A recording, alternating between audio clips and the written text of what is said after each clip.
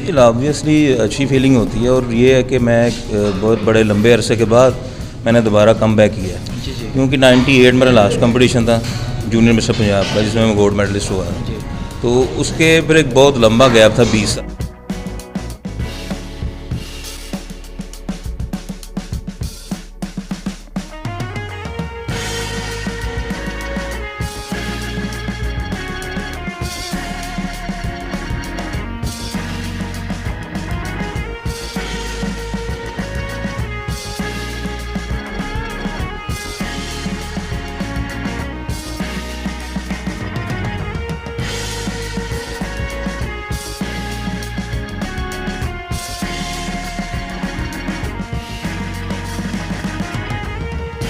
अस्सलाम वालेकुम नाजरीन, पाकिस्तान स्पेशल के साथ मैं हूं आपका होस्ट हैदर अली और आप देख रहे हैं जुनून न्यूज़ नेटवर्क। नाजरीन, आज एक स्पेशल टॉपिक के साथ मैं यहां पे मौजूद हूं और हमारे साथ जो सेलिब्रिटी मौजूद हैं उनकी बहुत ही अच्छी कहानी है, जिसका मकसद ये है कि जी 20 साल के बाद रनर अप मिस्टर लाहौर हुए हैं और इस बारे में भी बात करेंगे। सबसे पहले मैं इनका तारुफ करवाता चलूँ।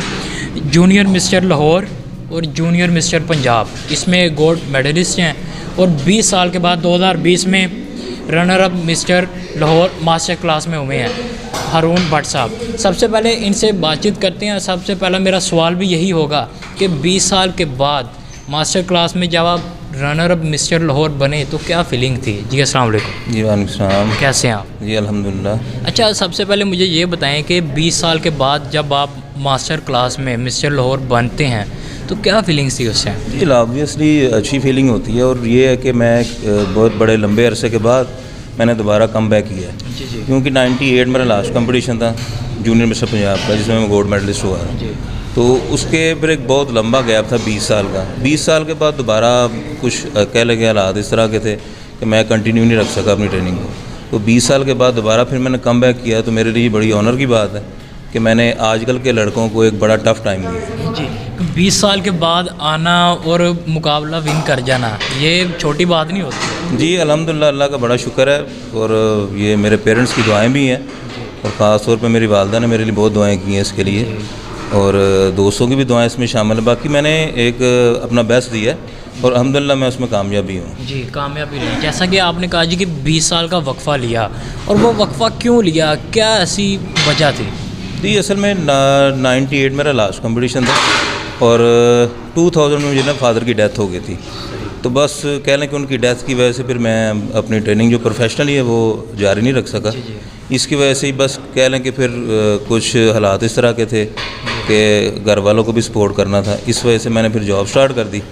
तो यही रीज़न थी मेन कि मैं अपनी जो प्रोफेशनल ट्रेनिंग जो है ना स्टार्ट नहीं कर सका फिर। सही। जी नाज़रीन, सबसे बड़ी बात ये कि 42 ईयर के हैं जी, 42 साल की उम्र है और ये हमारे जो नौजवान हैं, जो आजकल के नौजवान जो देख रहे हैं कि जो जिम से वाबस्ता हैं, बॉडी बिल्डिंग का शौक़ रखते हैं, ये उनके लिए सबसे बड़ा सबक है जी। 42 साल की उम्र में अगर ये मिस्टर लाहौर बन सकते हैं तो वो 20 साल की उम्र में क्यों नहीं बन सकते? अच्छा हारून भट्ट साहब, सबसे बड़ा मेरा ये सवाल कि फ़ाइनेंशियल प्रॉब्लम होता है जो बॉडी बिल्डर जो अगर इधर शौक़ लेके आता है और पैसों की वजह से और कुछ उसके ऊपर सरपरस्ती की वजह से वो नहीं विन कर सकता, उसके बारे में क्या किया? जी बड़ा अच्छा क्वेश्चन किया आपने, ये बड़ा मेन क्वेश्चन है और कह लें कि हमारे जो बॉडी बिल्डर हैं या एथलीट हैं उनका सबसे बड़ा अलमिया ये है बिल्कुल कि फ़ाइनेंस के हवाले से ना काफ़ी मुश्किलात होती हैं और काफ़ी सारे लोग ऐसे हैं जो अपने कह लें कि अरूज में ही खेल को छोड़ के चले जाते हैं क्योंकि वसाइल इतने ज़्यादा नहीं हैं हमारे पाकिस्तान में।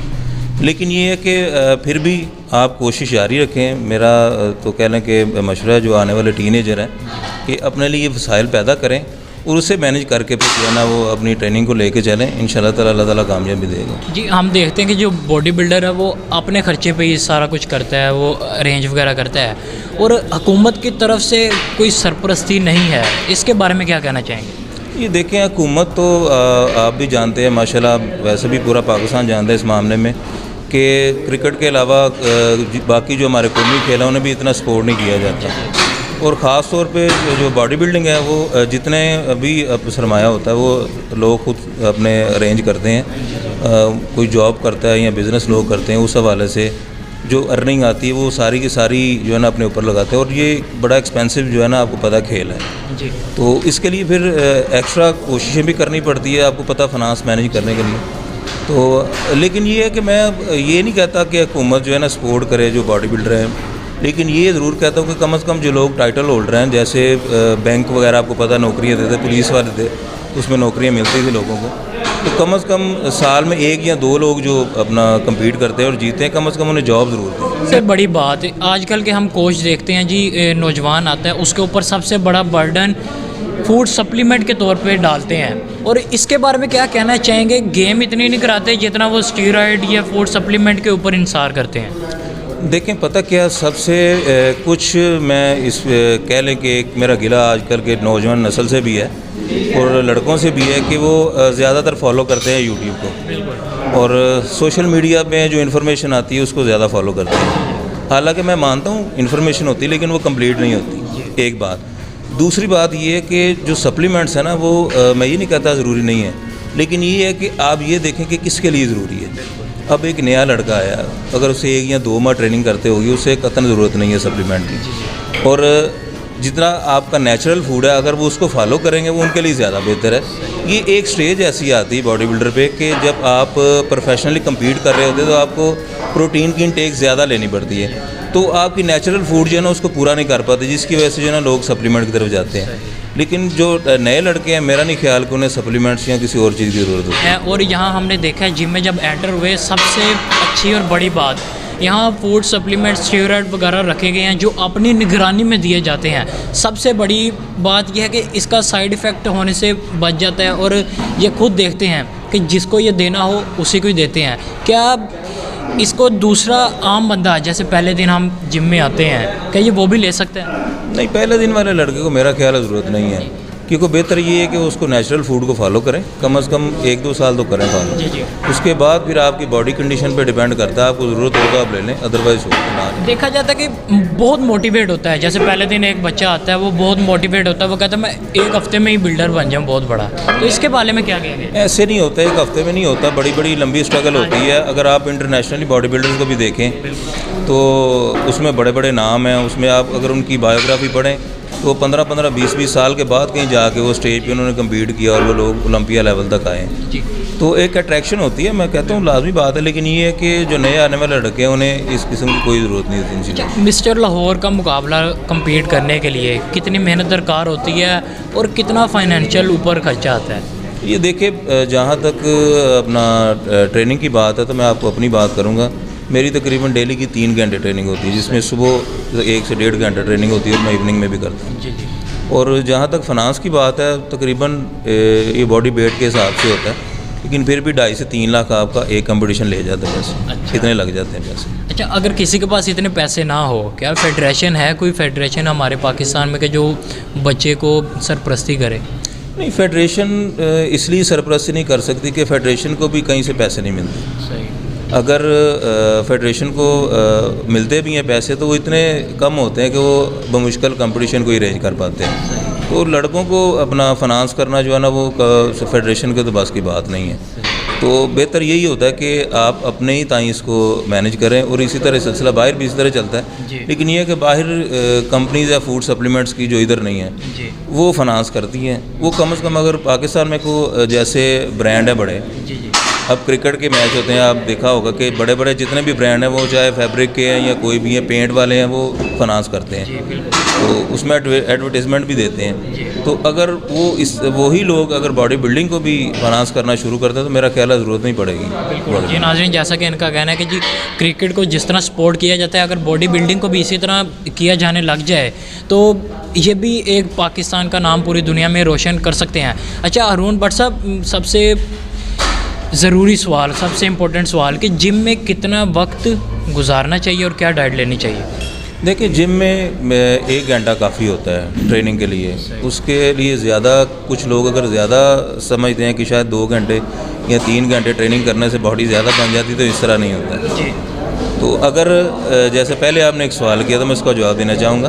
अगर आपके पास वसाइल इतने नहीं हैं, आप कम डाइट में भी उसको मैनेज कर सकते हैं। अगर आप एज ए फिटनेस उसको लेना चाहते हैं तो आपकी जितनी भी ऑर्गेनिक फूड है ना उसको बड़े प्रॉपर अंदाज से आप उस मैनेज कर सकते हैं, बड़े कम पैसों में कर सकते हैं। लेकिन उसके लिए ज़रूरी है कि आपके पास जो ट्रेनर है या कोच है ना, वो सर्टिफाइड होना चाहिए या उससे पता होना चाहिए। जी, ट्रेनर की, क्वालिफाइड ट्रेनर की बहुत कमी है, किस तरह पूरी होगी? आज तक देखा जाए कि 1 साल कोई गेम कर लेता है, वो कोच बन के बैठ जाता है, तो इस हवाले से क्या कहना चाहेंगे? देखें, पहली बात तो ये होती है कि जो लड़के किसी भी ट्रेनर या कोच के पास जाते हैं, उन्हें पता होना चाहिए कि ये सर्टिफाइड है या नहीं है, या उनके पास नॉलेज कितना है। मैं किसी को बुरा नहीं कहता, लेकिन ये है कि ये थोड़ी जिम्मेदारी लड़कों पे भी ऐड होती है कि अगर आप किसी के पास जा रहे हैं, कम से कम आप ये देखिए कि उसके पास नॉलेज है या नहीं है। और दूसरा, हम 15 जनवरी से अपने जिम में फ़िटनेस कोर्सेज जो है ना वो स्टार्ट कर रहे हैं। सही। जिसमें हम डाइट प्लान आपका और आप सप्लीमेंट्स के हवाले से और आपकी ट्रेनिंग के हवाले से, ये हमने बड़ी कम फीस में बच्चों को एक ऑफ़र की है। तो 15 जनवरी से इंशाल्लाह ताला हमारी वो क्लासेज जो है ना वो स्टार्ट हो रही हैं। तो हम क्लासेस देंगे, जो उसमें हिस्सा लेना चाहें, चाहे जिम में, हमारे जिम में, या अगर बाहर से भी कुछ लोग आना चाहें तो वो भी आ सकते हैं। अच्छा, सबसे पहले आपको ये बॉडी बिल्डिंग का शौक़ किस तरह पैदा हुआ, कि किस तरफ देख के आप मोटिवेट हुए? बॉडी बिल्डिंग का ऐसे है कि मैं अपना बुक्स या अपना कॉपीज़ वगैरह कभी लेने जाते थे ना, तो स्टिकर आते होते थे इंटरनेशनली बॉडी बिल्डर से, जी बिल्कुल। तो देख के बड़ा अपील करते थे। वो मैं फिर अपना परचेज़ करके ले आता था, वो अपनी बुक्स पे लगा देता था। वो यहीं से कह ले कि एक अपना मोटिवेशन थी मेरे लिए, वो स्टार्ट हुई। फिर उसी तरह ही मैं फिर अपना जिम जो है ना मैंने ज्वाइन किया और स्टार्ट करना शुरू कर दिया। आखिरी सवाल, कि जो आपने अभी बात की कि हम कोर्सेज स्टार्ट कर रहे हैं एज आ कोच, कोई बाहर से भी आना चाहे, हमारे चैनल को तो असल से बताएं कि उसकी कितनी फ़ीस कितनी होगी? जी, उसके लिए हमने सिर्फ 1500 रुपये फ़ीस रखी हुई, बड़ी माइनर फ़ीस है।